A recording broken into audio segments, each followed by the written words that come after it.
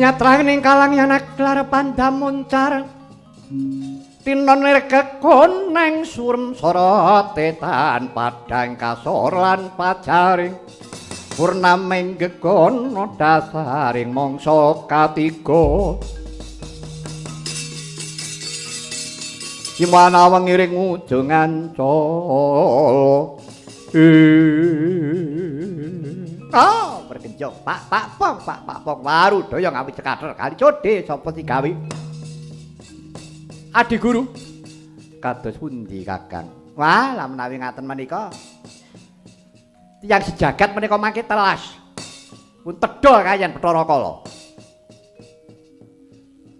sababipun menapa Kakang kathah tunggalipun ingkang kados paduka dawuhaken kala wau wong ontang-anting uger-uger lawang kedana kedini bocah kembar sendang kapit pancuran kapit sendang niku kathah ngerca padha meh saben dusun menika wonten lah menawi kados ngaten menika Sukerta dados panganing Bathara Kala rak sami kemawon menika namung nyawisi kayan tedhanipun Bathara Kala mongko Adi Guru dawuhipun ingkang kawogan dawuhipun kang asta peperintahan anak aja akeh-akeh cukup loro wae lanang wadon apa lanang kabeh ora dadi sebab nek ngaten iki mesti dadi sebab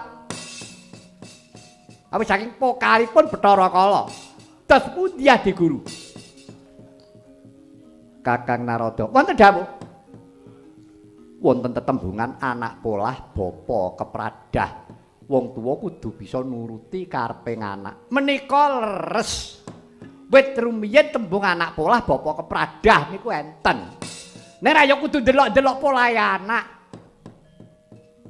nek polahe anak kuwi bener becik tumuju marang katentreman lan karahayon wong tuwa mung karitut wuri handayani nek polahe anak nasar kok diturut karo wong tuwa jeneng wong tuwa sing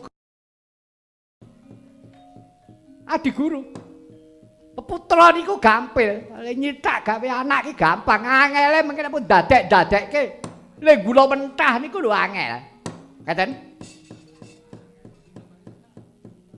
Mila nyuwun pangapunten kula mboten sak pemanggih kaliyan dawuh paduka Adi Guru kula mboten trimah nek wonten lelampahan kados ngaten menika jalaran menapa Jawata menika ngayomi sagung dumadi ngayomi sagung titah Badya raseksa badya buta Bathara Kala niku dewa wong menika putra panjenengan Haracabi menawi ngantos dewa piyambak menika damel risak ngiri godha kaliyan para umat para titah mangke menawi dewa dipun olok-olok kaliyan titah Ngercapada ampun serik lho dewa ki manggone ning dhuwur lah kok malah gawe rusak nek ngono cilakane para kawula ki sing malah sing ning dhuwur ha pripun Nanti tembok kaya ngoten niku lagi jane teng manah lagi sakit. Ini nyatanipun kedadosanipun kados ngaten. Mila Adi Guru, atur kula ingkang kados mekaten menika kala wau kula namung ngreksa kawibawan kayangan Suralaya.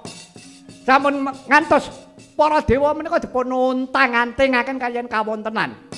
Dewa niku aja digawek-gawekke karo kahanan utaminipun Bathara Kala menika kala wau. Ngapunten najan menika ingkang putra. Inggih Kakang. Menawi tetela mekaten, kula nyuwun senjata pitulung.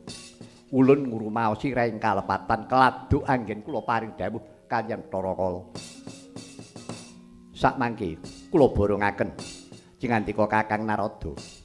Adi Guru sampun paripalilah, kula sumanggaken. Paring nyuwun pamit madhap pasilan Adi Guru.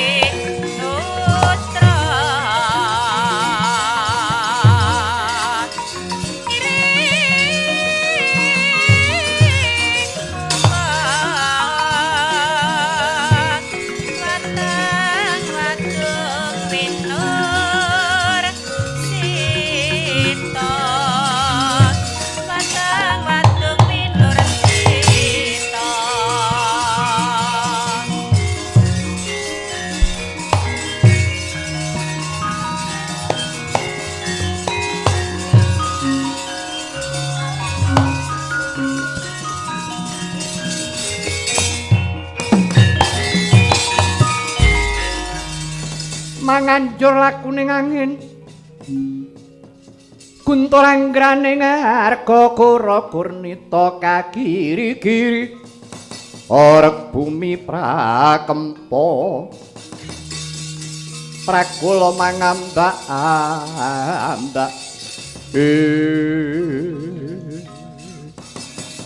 Tayu nger sapu jagat ana dawuh apa Wabu Kulun.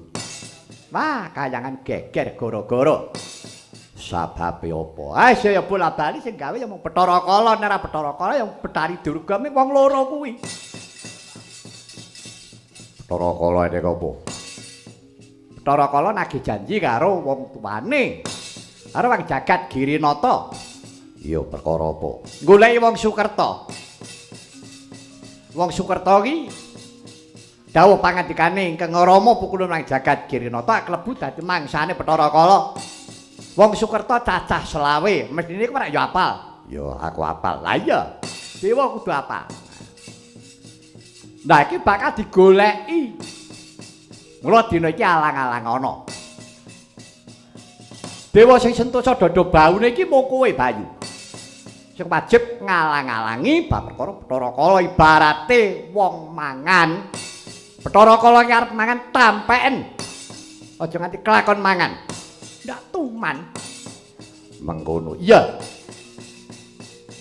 Banjur Wabu Kulun. Nah, andum gawe. Andum gawe kowe sing sentosa dada baumu. Kok sing balung uleting kulit nek ning moganing lelakon Bathara Kala mangsa bodho ayanana kridane. Aku tak golek kanca, aku tak golek bala.